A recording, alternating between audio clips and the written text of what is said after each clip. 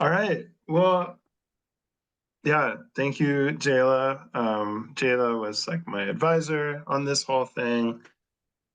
So I'm just feeling appreciative of them and thank you all for being here. I see some family members. That's really nice.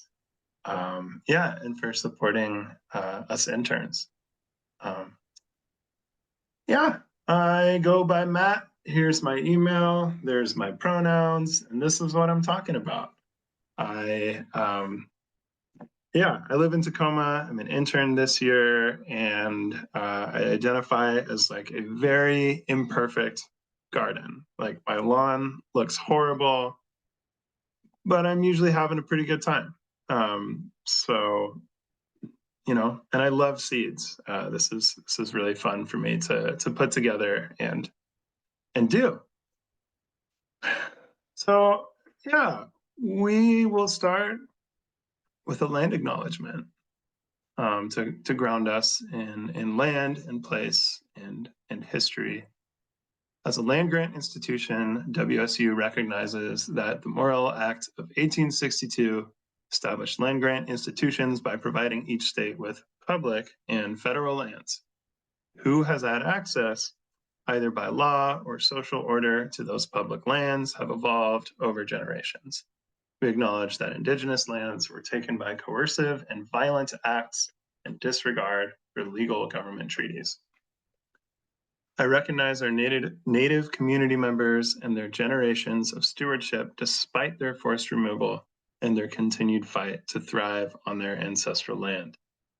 As stewards of nature and community, may we seek to understand our unique roles in healing a legacy of damage to our earth and our relationships with each other. So I am on the ancestral lands of the Puyallup, and you're welcome to sort of put whose lands you're on in the chat if you feel compelled to.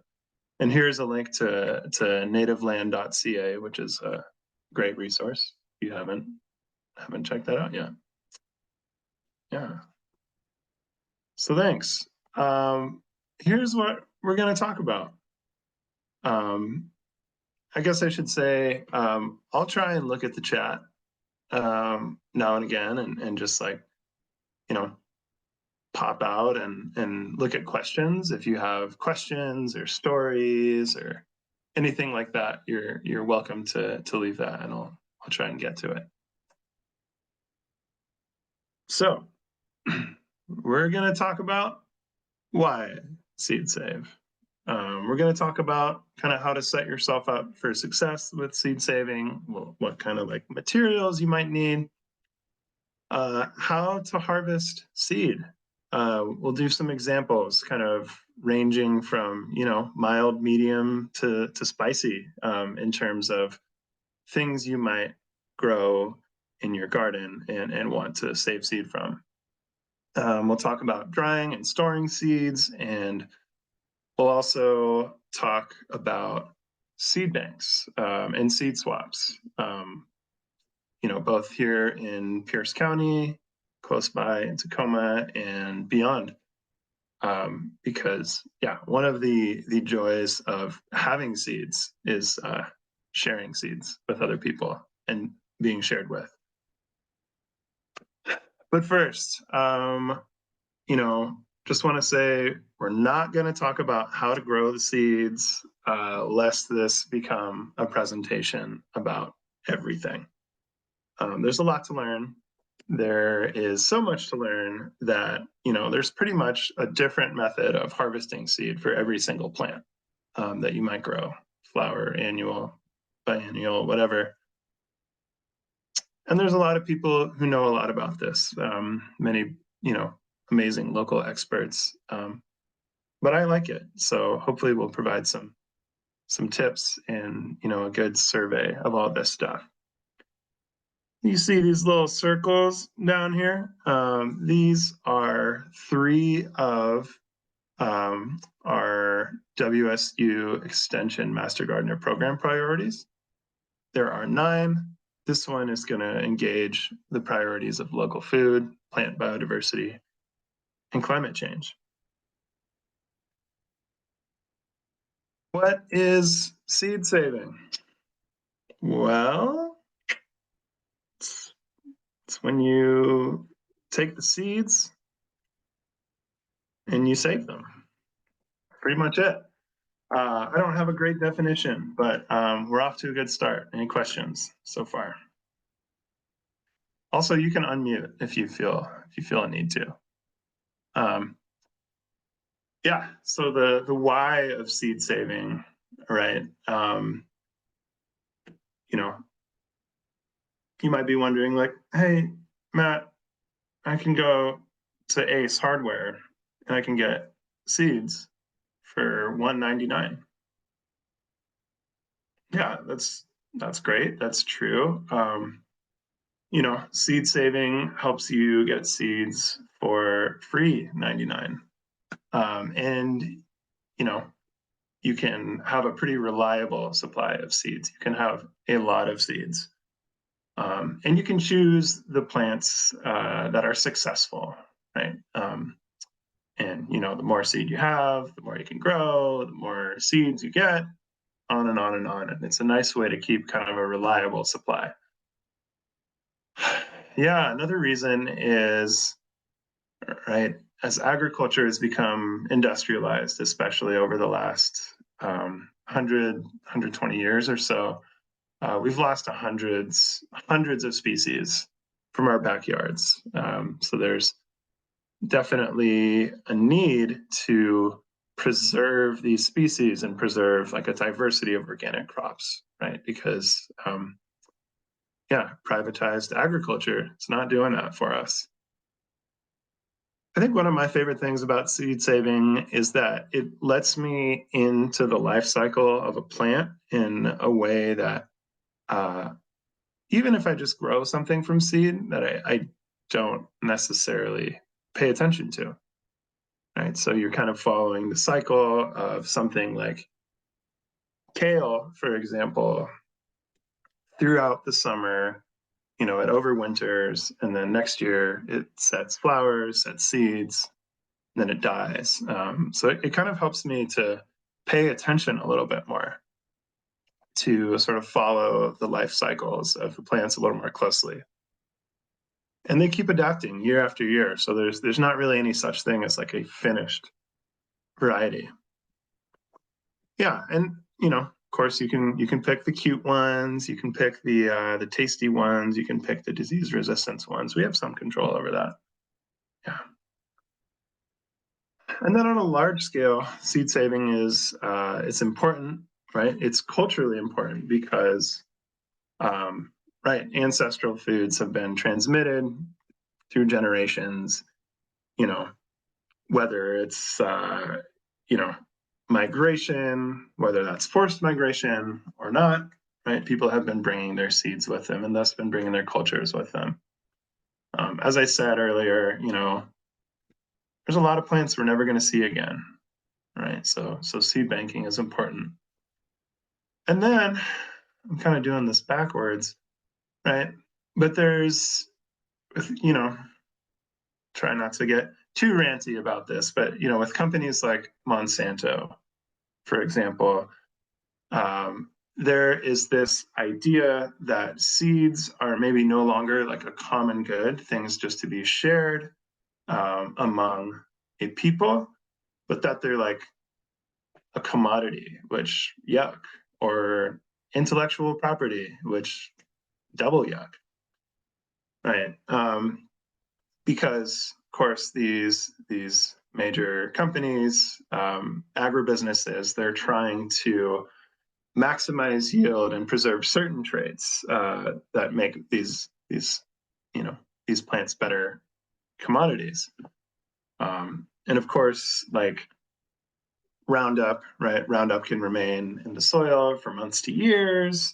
A lot of these seeds, for a long time were called terminator seeds. So these were the seeds that their second generation was sterile, right? So farmers would have to buy them again and again, and that increases the reliance on the company to get your seed, right? These seeds, these terminator seeds, they are not very disease or pest resistant. They're not culturally significant, right? All in the name of avoiding piracy. And of course, the people who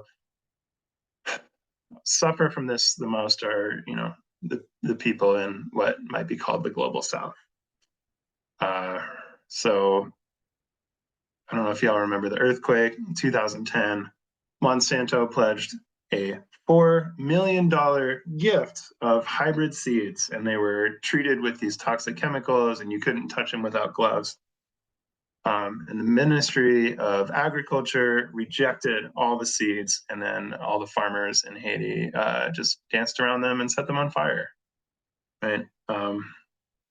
Yeah. So I'm no ethnobotanist, but yeah, the preservation of culture is hugely important. Right. So let me just see. Got any questions so far? Oh, Karen, thank you for the land acknowledgement there. Yeah. All right. So, what is an heirloom? That is a good question. I don't really have a good definition. It sort of is up for debate, right? There's a lot of different year time markers that folks have given to heirlooms. Some people say it's like, oh, it's 50 years. Some people say it's 100 years. Some people say 1945. Some people say 1951. But here are some things that are true of heirlooms. Right, so they're desirable, right? They exist in the context of their environments, but they're not always attainable, right? They're is especially for us urban gardeners, right? There's not always a lot of space to isolate things. So, cross pollination might happen, right? So you can try and isolate cultivars of a plant, by time, right? If you grow one at a time. But some species require like huge distances between them, between cultivars of the same plant to prevent them from cross-pollinating. So tomatoes, for example, they only need to be, a couple rows apart. I think it's like 11 feet to be far enough away to avoid cross-pollination. But spinach cultivars have to be isolated by about 9 miles. I feel like there's probably one other person in Tacoma who's also growing spinach. So I don't really worry about that very much. You can cage your plants or bag them. I'm not going to get into that. Here's a little picture of a tomato plant with a little blossom bag on it. Yeah, and I guess these are helpful terms. This is going to be kind of the last cross-pollination moment. But right, selfers are cultivars of the same species that don't cross-pollinate. So gourds won't cross-pollinate with other gourds. But then there's like the brassica, for example, kohlrabi might cross-pollinate with another of its species, which is it's kind of fun. So anyway, yeah, not all seeds are going to be true to type, right?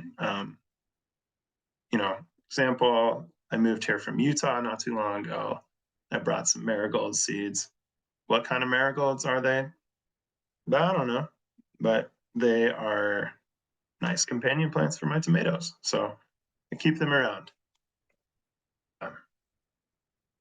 So growing for seed, you might look at this picture of kale and justifiably be wondering, like, where are the seeds? Right. So,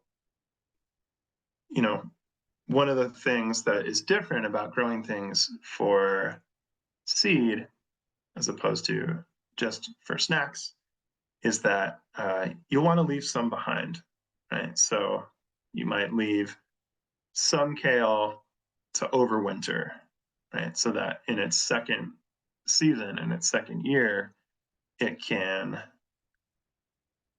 sprout flower, set seed, right? Yeah, so for growing for seed, you don't necessarily harvest everything. In tomatoes, for example, right? You probably leave a tomato on the vine for a lot longer if you're trying to get seed from it than you would if you were just trying to eat it. And we'll get into that a little more later. All right. Yeah, how are we doing so far? Any questions, anything like that? Yeah, you do have a question here, and I think a lot Oh of yeah. people in this room have the same question. Yeah. Yes. Um, do you see it, Matt? I do, yeah. Okay, Is great. that why I bought butternut squash that turned out to be summer squash, or just bad labeling? Yeah, yeah, probably. Probably. Yeah, there's um I mean the great thing about like amateur gardeners to whatever, is that right, like when you share seeds, they're just seeds and they're the best. But yeah, this has happened to me before too. Right. It's like you get something that you thought was broccoli and it turns out to be cauliflower. That happened to me this year. And that's often like seems to be a result of like a little cross pollination mistake. Some get through and the seeds look pretty similar. Yeah. Um, all right. Going back to, whoop. All right. Cool. So how do you do this? First distinction, annuals and biennials. Those are the ones we're going to be talking about today. Annuals, like tomatoes, squash, all that stuff, they're going to make seed at the end of one growing season. Whereas biennials, and I have some examples down here, they need 2 years to complete their life cycles, right? And in a temperate climate like ours, they'll need to overwinter, right? And then yes, they will die in year 2. So carrots, beets, cabbage, even black-eyed Susans, and these ones do tend to be a little more labor intensive and time intensive, right? And in terms of what to harvest, right, you want to pick from multiple plants. If you have multiple plants, the seeds are going to be more likely to be viable. You want to pick from plants that appear. Oh, I wrote who. It's funny. I anthropomorphized the plants. Yeah, that appear to like not have major vulnerability to pests or diseases. You want to pick from plants that didn't bolt too quickly, right? If you have some spinach and it bolts really quickly, and you have some that doesn't, probably want to pick the one that doesn't. And you want to pick the cute ones and the tasty ones and the really pretty ones, or don't. Um, yeah, or just like have fun. There's lots of people who I've been fortunate to learn about and interact with who um, just have that kind of approach to seed saving. It's like, all right, this will be fun. Let's try it. So we want to harvest mature seeds. Typically they're brown, they're dry.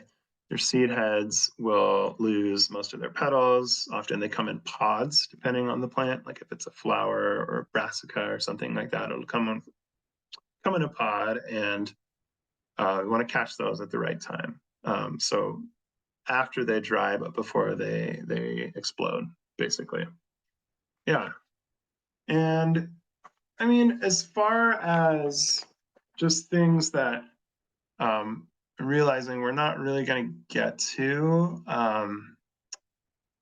yeah, we're not going to talk about like berries and small fruits and stuff. So, right, some of the things that you would consider for those are going to be a little bit different. Yeah. Ooh, this part's fun. Right. So these are two really valuable terms for seed saving.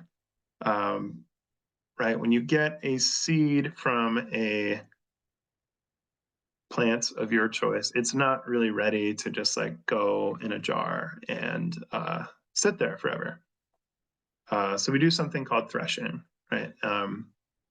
It's probably a term that you've heard from grain, wheat, whatever. It's kind of like you imagine that the seed is the grain and, the husk or whatever, that's the chaff. Right. So that's what we do to separate the seed from its little house, which might be a pod or a husk, might be, a pulpy place like a tomato. And usually we can do this by hand. If you have a lot of seeds, you can put them inside a pillowcase and just kind of do a gentle little dance on them. And that helps to break up the husks so that they separate. And then winnowing, I had a little demo prepared, but I don't think I'm going to be able to do that. Right? Winnowing is a term for cleaning the seed so that the debris doesn't travel to where the seed is going to be stored. Sometimes the dirt or whatever that's around the seed when you collect it has little diseases, so we just want to be careful about that. So we can do that by hand, right? I like to do it by sieve. So you might grab a strainer, just like a mesh sieve, and if you go and just bring it up, kind of high, and then you lower it really quickly, the seeds are going to fall more slowly than the chaff and all the other goodies. So that stuff will kind of get filtered out. And then you can also do it with the wind too, which is really fun. And that's like a very traditional way of doing it. I usually don't do that because that's kind of hard, but it's the same principle. And you might have the sieve, strainer, what have you, might kind of lower it, and then you'll see that like cloud of chaff and dust and debris just kind of blow away because it's lighter than the seeds. If you go to the Harvest Pierce County website, they have a ton of resources. They're just the best, and they have an interview with someone named, I think, Forrest Schomer, and he has an awesome demonstration of how to do this.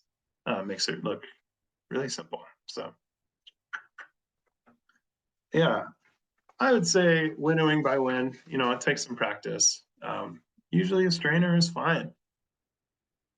All right, drying seeds.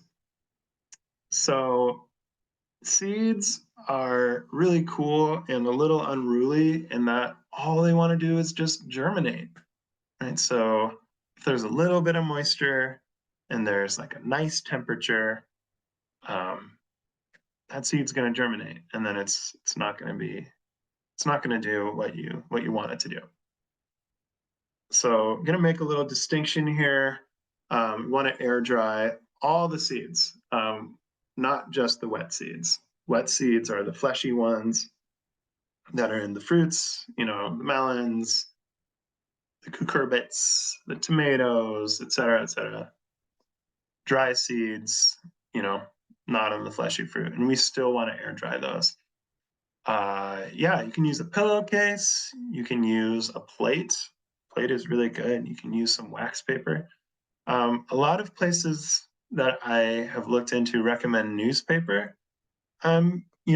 Just one person, I don't like it because sometimes the wet seeds can absorb the newsprint, which it's not good, right? And then it can also stick to the newspaper. So yeah, how long? Usually a week is plenty. 5 days, especially for dry seeds. They don't need too long, right? So you want to put them in a cool and dry place to air dry. And if you put them outside of an airtight container for too long, right? You dry them for too long, that can impact the viability too. So the timing is kind of important. Yeah, and then there's the way of testing that, right? Like if a seed is bending, like a squash seed is like a little squishy and it's malleable still, you probably want to try that for a little bit longer.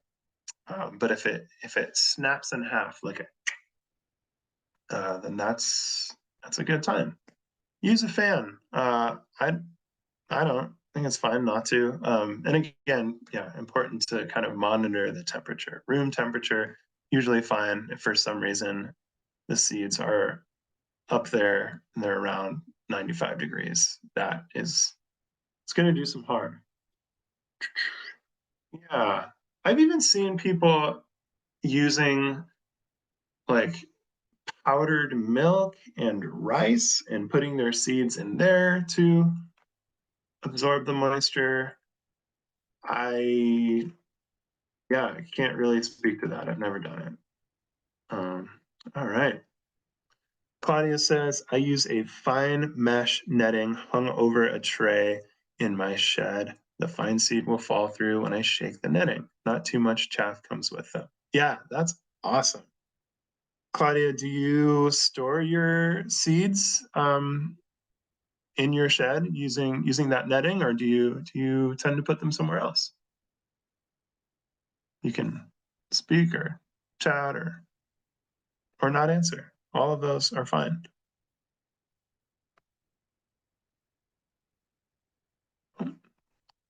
Yes, in a jar. Cool. Cool, cool. Thank you. Yeah. All right.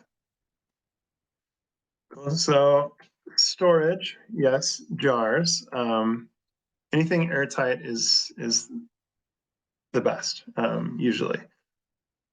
Yeah, so if you go to the little seed library, which is it's like the main Harvest Pierce County Seed Library. It's down on like 95th and Waller.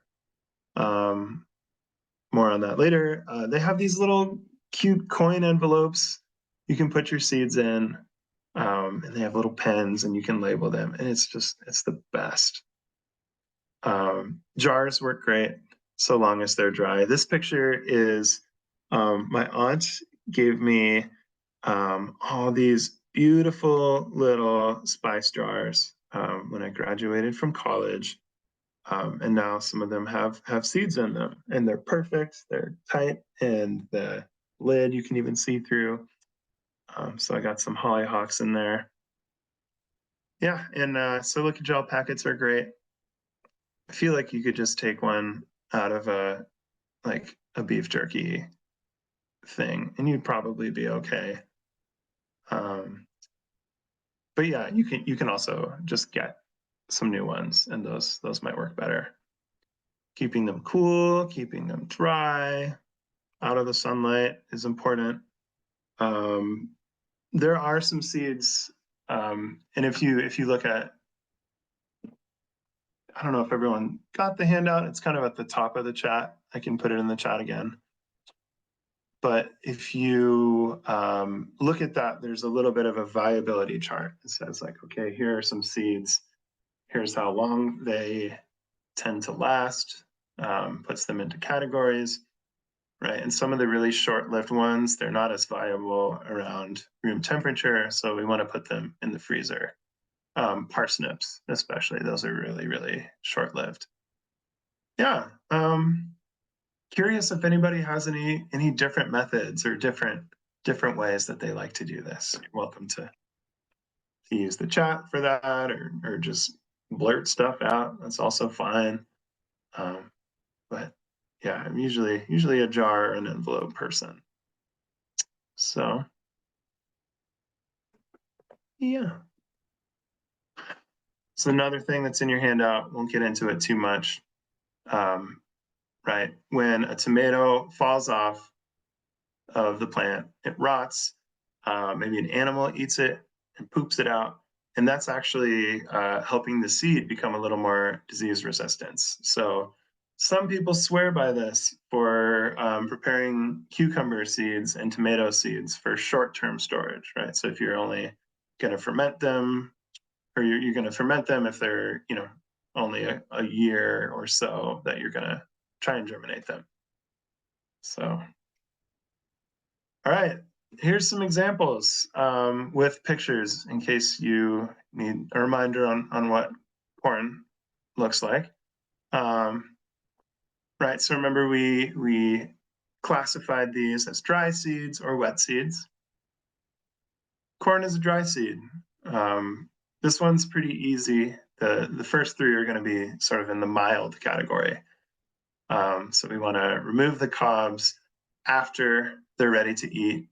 When the husks turn brown, that's usually a good cue. You pull back the husks, you finish drying them, and then you want to, yeah, I feel like I don't know if y'all remember Bop It, if that's like a reference y'all understand, but that's kind of what it feels like to get dry kernels off of a cob. You have to grip it, twist it, and pull it, and you can maybe have a bucket or something like that, like a bread pan to catch the kernels. Then you winnow them, you dry them, you store them.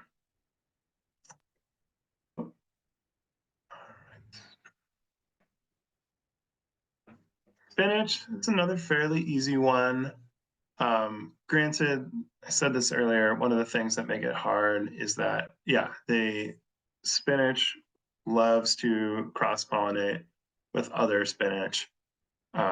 It's wind pollinated, it's really easy to do, but it's really challenging to isolate. So if you're really concerned about that, you might want to cage them or bag them. Yeah, so it's a dry seed. Spinach bolts, right? Seed is on the stalks of the plants. You let them mature. You strip them from the stalks into a bucket or another container. You dry, winnow, and store. Yeah. Yeah, this one's another good one, and fairly mild. Yeah, all marigolds are great for seed saving. They're dry seeds, they mature on the plant. Once the petals have faded, they don't have seed pods like some flowers do. They have these like little claws. So, if the petals kind of fall away, you'll see them, and they kind of like curl inward, and they're held on. Yeah, and then once you get those, you pretty much pick them and you let them dry, and then you winnow them, and then you store them. Yeah. All right, how are we doing so far? Am I just going way too fast? Y'all still with me? Cool. All right. Yeah. Envelopes for Jayla. I love marigolds. Yeah. Yeah. Shout out to marigolds. They are awesome for so many reasons. Yeah, and I mean, there's a couple other like good ones that I'd say, like are pretty simple. Transparently, like I have never saved cabbage seeds because those are really hard. But basil is pretty simple. Lots of herbs are fairly mild. Chives, for example. Radishes are fairly easy. They have those nice little brown pods. That's like, oh yeah, this is a seed. I know where this is. And then poppies, kind of same thing. Yeah, pretty easy to save seed from. All right, so we're gonna move into the medium category here. Tomatoes. You'll probably notice some themes. Tomatoes are a wet seed. There's that question of to ferment or not to ferment. Again, the point of fermenting being that you're maybe preparing them for better short-term germination that way. But depending on kind of who you read from and what you read, some folks will just say, let that tom hang out on the plant, just, you know, way past the time you want to eat it, maybe before it falls to the ground. Scoop the seeds up, put them in a sieve, and wash them. Separate the pulp, and then you air dry them. Yeah, a plate is good. Just anything that they won't stick to. Yeah, and then you want to do the things: dry, winnow, and store. Pumpkins are fun, and yeah, eggplants, other things like squash are kind of in this category. They follow the same process. They're wet seeds, of course. You know, probably pretty familiar looking. So this is, I don't know why this is or what the significance of this is, but you want to let it mature until you can't dent it with a fingernail. So it's yeah, it seems kind of arbitrary, but it's same thing. You want to let it kind of mature past the time it's ready to eat, and then you bring it inside, and you just let it hang out and get a little soft and a little mushy at room temperature, right? Like you would do with eggplants. And then scoop out the pulp and the seeds, and then you separate the pulp, and then you wash the seeds, and then you sieve, dry, and store. Yeah, and then moving on to some more challenging ones. Beets, yeah, again, in the spicy category, you'll notice some more themes. Um, Beets are really, they're also tough because they are one of those species that loves to cross-pollinate.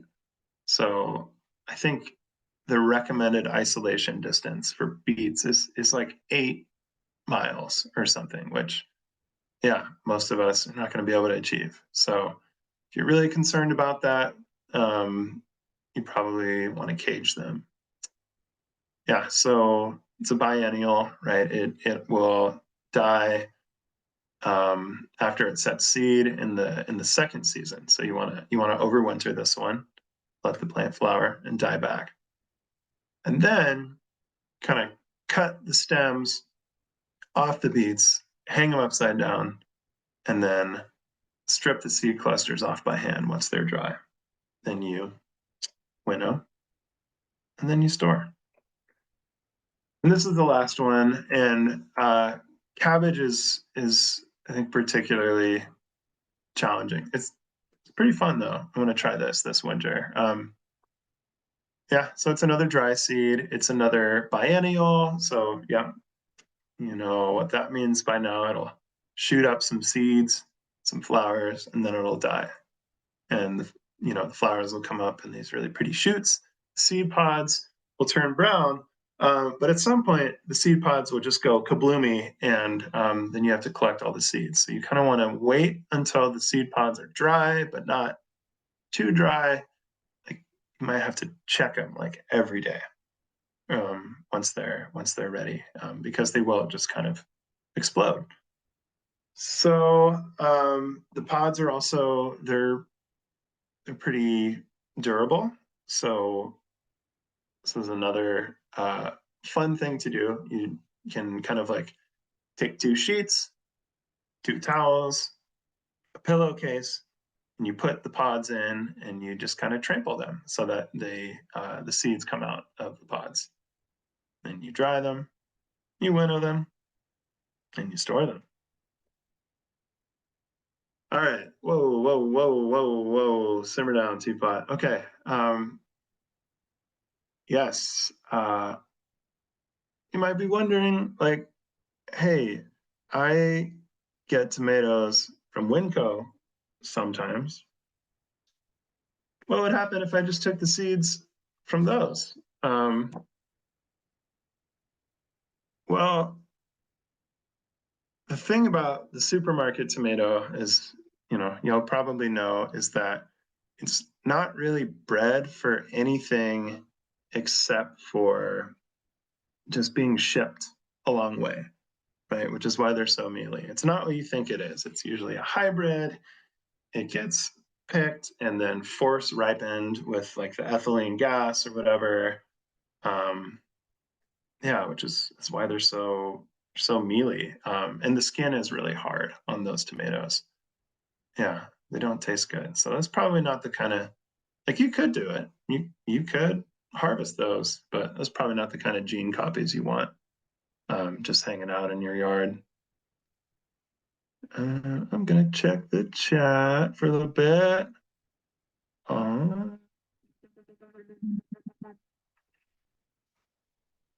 oh yes, Jayla, my pockets have seeds in them a lot of the time too. That makes me really happy. And yes, Bill is my dad.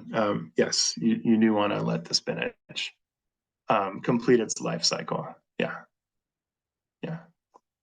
Um, I like this point. I feel much less guilt harvesting seed from somebody's garden than I would harvesting their flowers. Yeah, absolutely. Right. And it's like not something that I often think twice about. Right. I have all kinds of things I need to deadhead that I just clip them and I put them in my compost pile and I forget about them. And it's kind of nice to not do that sometimes. All right. Thanks for hanging with me. We're going to talk about seed banking really quickly, and kind of why we do that. And, you know, right, the reasons, one that we've talked about is that um, seed and culture are intimately linked. Um, we'll see an example of that in a few slides. And yeah, a lot of species are under some kind of danger. Maybe they've been over collected in the wild, maybe disaster of some kind, or climate change. Those things definitely wreak havoc on species and cross pollination. And I guess here I mean like the amateur gardening type of cross pollination that we've been talking about, or the kind that right the big agribusinesses are doing, right? Which sometimes that's the way our species go.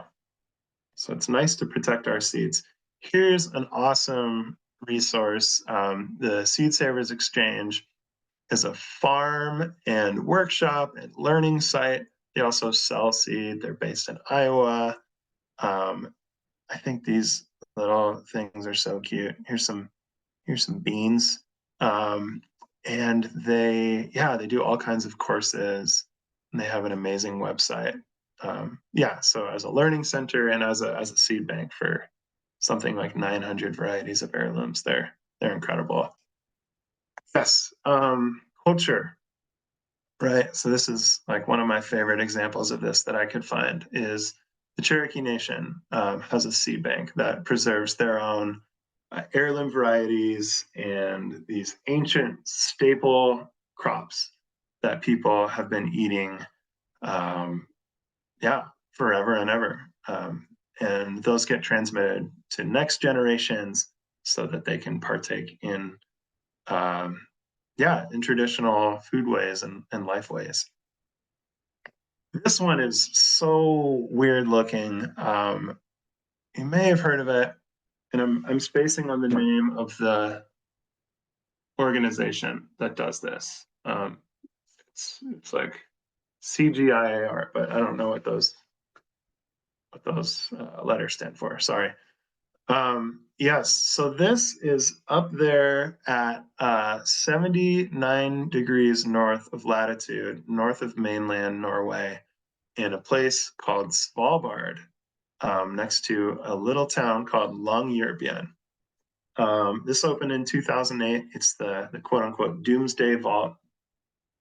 And it turns out that this is a pretty good place to keep seeds cold, which helps them with storage. So there's this super futuristic looking vault that has thousands and thousands of different species. And it's like this black box arrangement, which means Only the people who deposit the seed in the seed bank actually can withdraw it. And it's another like, I don't know, it's another whole thing. But basically it's this like global backup system for the world's plants. And I think one thing that's really cool about this is that uh, it's resistant, as far as we know, to pretty much anything. The vault's underground, like bombings, earthquakes, all that stuff. Other climate related disasters. Um, yeah, this thing seems to be impervious to all of that, and they stay nice and cool. So locally, yeah, again, just want to like lift up Harvest Pierce County and the really awesome seed sharers and seed storytellers and teachers that work there. And they have a seed library. It's yeah, like I said, it's at the farm at Franklin Pierce Schools. That's down south on Waller.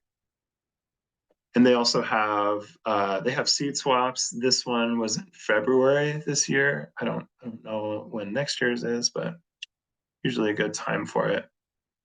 And then all over Pierce County, there are seed libraries. There's a map of them on the Harvest Pierce County website.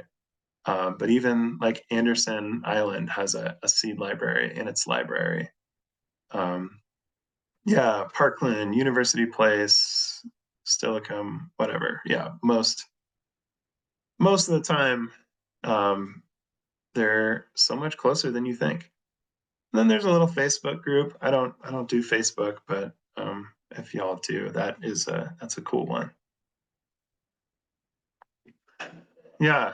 And another question is like if you're gonna buy seeds, right? Like you have to have seeds to get seeds. So where do you get seeds? I have a couple favorites locally.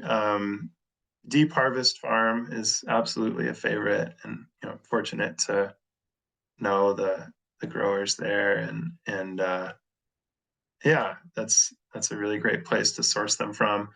Territorial is awesome.